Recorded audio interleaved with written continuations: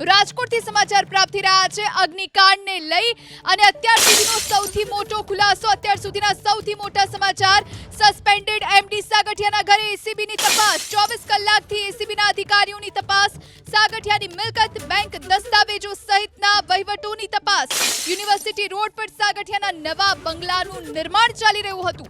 4 મહિનાથી સાગઠિયાના નવા બંગલાનું નિર્માણ થઈ રહ્યું છે।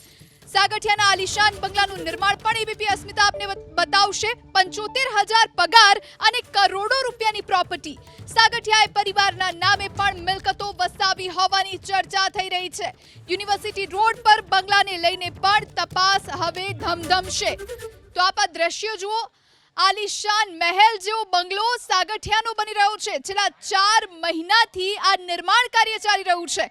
75,000ના પગારમાં કેવી રીતે આટલો આલિશાન બંગલો બની શકે, સૌથી મોટો સવાલ।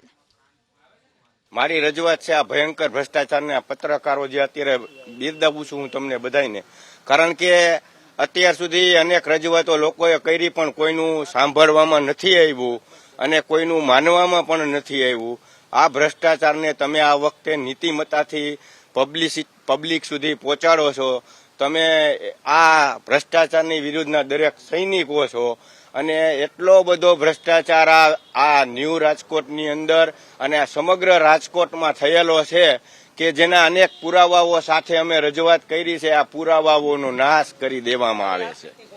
મારી આપવીતી એ છે કે મારી બાજુમાં 96 વારના મકાનની અંદર 2 બેડ હોલ કિચનના 5 માળના ફ્લેટ બની ગયા છે। 25નો રોડ છે, પ્લોટનું મોઢું 25નું છે, જેની માન્યતા મળે નહીં।